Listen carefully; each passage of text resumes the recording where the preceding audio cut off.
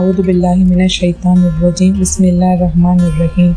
அஸ்ஸலாமு அலைக்கும் குட்டீஸ். இன்றைக்கி நம்ம பார்க்க போகிறது குரானில் இருக்கக்கூடிய ஒரு வரலாறு பற்றி தான். எங்கே குரானில் இருக்கிற வரலாறை பற்றி பார்க்கலாமா? யமன்னு ஒரு நாடு. அந்த நாடு சவுதி அரேபியாவோட எல்லையில் இருக்குது. இந்த யமனுங்கிற நாட்டில் சபா அப்படிங்கிற ஒரு பகுதி இருக்குது. இந்த சபாங்கிற பகுதியில் சபா அப்படின்னு ஒரு மனிதர் வாழ்ந்திருக்காங்க. இந்த சபாங்கிறவங்களுக்கு 10 பிள்ளைங்க இருந்தாங்க. இந்த சபாவும் அவங்க பிள்ளைங்களும் அரபியர்களில் முதன்மையானவர்கள். அல்லாஹ் இவங்களுக்கு நிறைய அருட்கொடைகளை கொடுத்துருக்காங்க.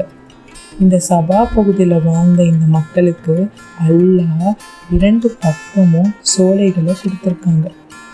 அவங்களோட வலது பக்கமும் அவங்களோட இடது பக்கமும் சோலைகளில் மரங்கள் பழங்கள் அதிகமாக இருந்தது. அந்த பழங்கள் அதிகமான சுவைகளுடைய பழங்களாக இருந்துச்சு. அவங்களுக்கு பசிக்கும் போதெல்லாம் அந்த பழங்களை எடுத்து சாப்பிட்டுக்கலாம்.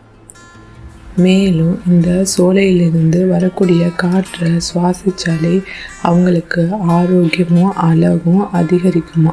அது மட்டும் இல்லாமல் இந்த தூய்மையான காற்றுனால அந்த பகுதியில் எந்த ஒரு விசஜந்துக்களும் இருக்காதாம். பாம்பு பூரா ஏன் கொசு கூட இருக்காதாம். இன்னொரு அருட்கொடையும் அவங்களுக்கு கொடுத்தாங்க, நீர். இந்த நீர் மழை பெஞ்சால் அதை சேகரித்து வச்சுக்கிற மாதிரி பெரிய ஒரு நீர்த்தேக்கத்தை அல்லாஹ் அவங்களுக்கு ஏற்படுத்தி கொடுத்தான். அந்த நீர்த்தேக்கத்துலேருந்து வரக்கூடிய நீர் அந்த யமன் நாடு ஃபுல்லாக ஓடிக்கிட்டே இருக்கும். அவங்களுக்கு தண்ணீர் தாகம் எடுக்கும் போதெல்லாம் அதே மாதிரி அன்றாட வேலைகளுக்கெல்லாம் அந்த தண்ணியை அவங்க பயன்படுத்திக்கலாம்.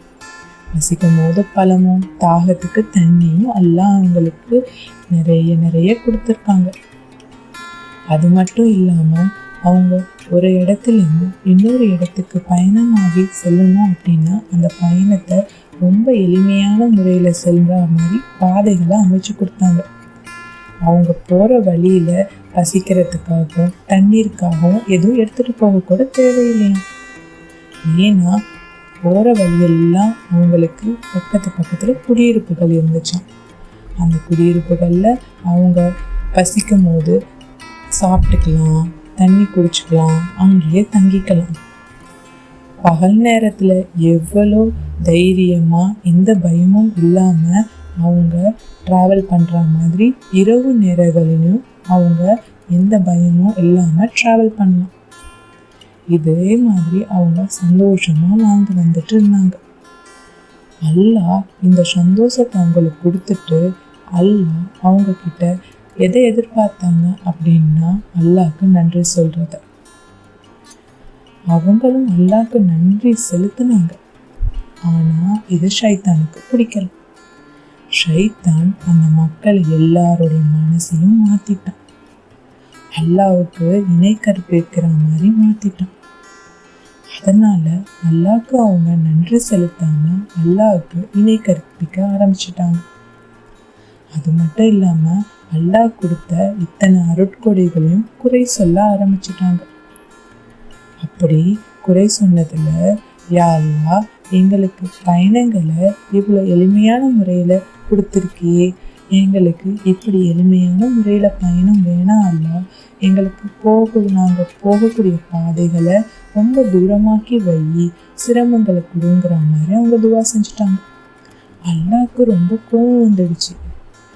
அவங்க கொடுத்த அருட்கொடைகளை குறை கூறுற மாதிரி ஆயிடுச்சு. அதனால அல்லாஹ் மிகவும் கோபத்துடன் நாட்டை அழிக்க முயற்சி செஞ்சிட்டாங்க. எப்படி அழிச்சாங்க? வெள்ளத்தினால. அவங்க தேக்கி வச்சிருந்த நீரால், மழை நீருக்காக தேக்கி வச்சிருந்த அந்த தேக்கத்தில் இருக்கக்கூடிய நீரை வச்சு அந்த நாட்டை அந்த பகுதியை அல்லாஹ் அழிச்சிட்டாங்க. அதனால் அந்த மக்கள் அந்த பகுதியிலிருந்து வெளியேறி வேறு இடத்துக்கு செல்ல ஆரம்பிச்சிட்டாங்க. இதுலேருந்து நம்மளுக்கு என்ன தெரியுது? அல்லாஹ் நமக்கு நிறைய அருட்கொடைகளை கொடுத்துருக்காங்க. நம்ம கொடுத்த அருட்கொடைக்கு எப்போதும் நன்றியுடையவர்களாக இருக்கணும். அது இல்லாமல் குறை கூறக்கூடாது.